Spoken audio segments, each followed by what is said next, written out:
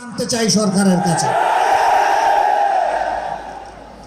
আমরা তো চাইনি, কল্পনাও করিনি এইভাবে আমাদেরকে রাস্তায় নামতে হবে প্রিয় আজহার ভাইয়ের মুক্তির দাবিতে। আমরা বাধ্য হয়েছি।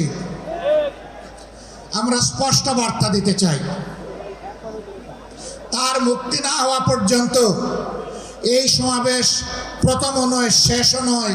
সমাবেশ, বিক্ষোভ, আন্দোলন অব্যাহত থাকবে।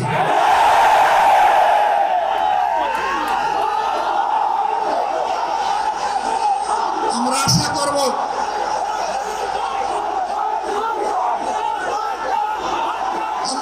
করব সরকার শুভবুদ্ধির পরিচয় দেবেন।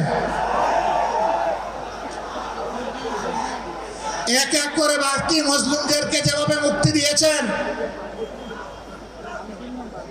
সর্বশেষ মুসলিমটাকেও দেশবাসীর বুকে মুক্তি দিয়ে ফিরিয়ে দিন। তার জীবনের যে 13টি বছর হারিয়ে গেল, এগুলা কেউ ফিরিয়ে দিতে পারবেন না। আর 13টি মিনিট তিনি জেলের ভিতরে থাকুন, আমরা তা চাই না।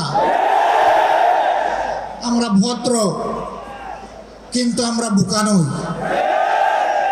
আমাদের ভদ্রতার এই উপহারকে কেউ যেন দুর্বলতা মনে না করেন। ভদ্ররা যখন শক্ত হয়, তখন কি পরিমাণ শক্ত হতে পারে 15.5 বছর তা বাংলাদেশ দেখেছে। আমি কারো কথা বলবো না, কে কি করেছেন, কোথায় আপোষ করেছেন করেন না, এটা আমার সাবজেক্ট না।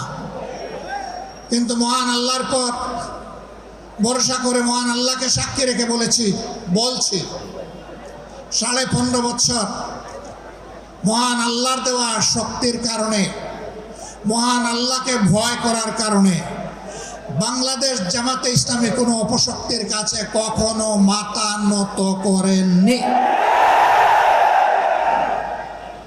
জীবন দিয়েছে, আপোষ করেনি। বহু আপোষের প্রস্তাব আমাদের কাছেও এসেছিল। ফাঁসির কাস্টে নেতৃবৃন্দকে পাঠিয়ে দেওয়ার আগে জনে জনে দফায় দফায় প্রস্তাব এসেছিল।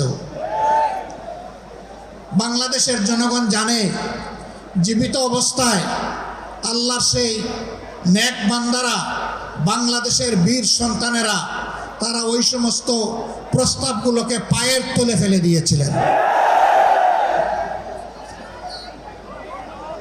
আমরা তাদের উত্তরসূরি।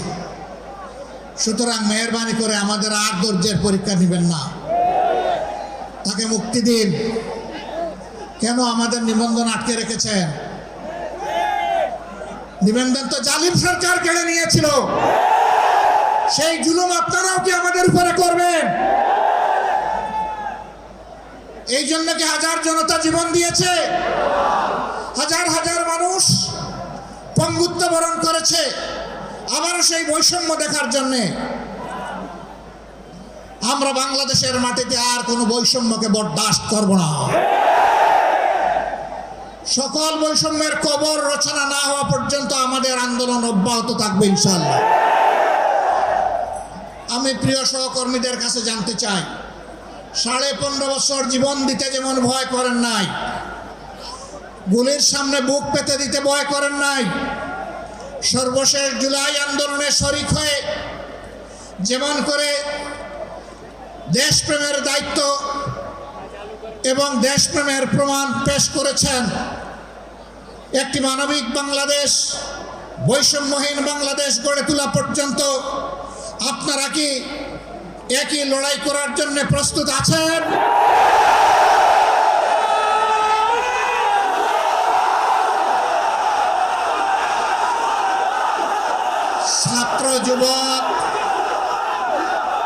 ছাত্র যুবক বন্ধুদের কণ্ঠে কণ্ঠ মিলে বারবার বলতে চাই, আবু সাইদ মুক্ত, আবু সাইদ মুক্ত। শেষ হয়নি যুদ্ধ, এই যুদ্ধ চলবে ইনশাআল্লাহ। আমাদেরকে মেহেরবানি করে কেউ নতুন করে আর চোখ রাঙাবেন না। ফেসিবাদ, ফেসিবাদের ভাষায় কেউ কথা বলবেন না, কথা বলবেন রাজনীতিবিদের ভাষায়।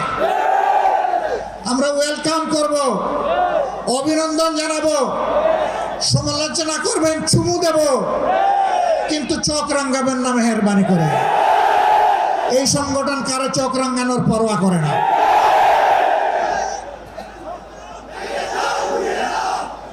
আমার সম্মানিত ভাইরা,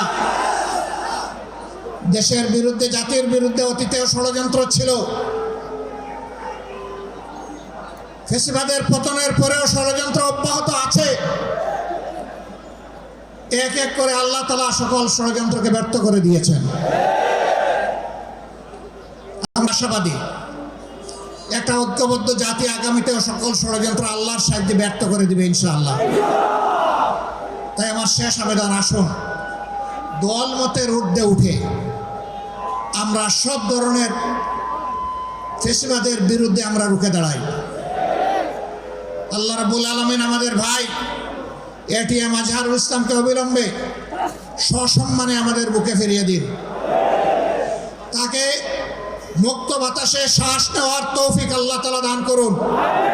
আমরা বিশ্বাস করি আসমান জমিনের মালিকের ইশারাই সর্বোচ্চ ইশারা।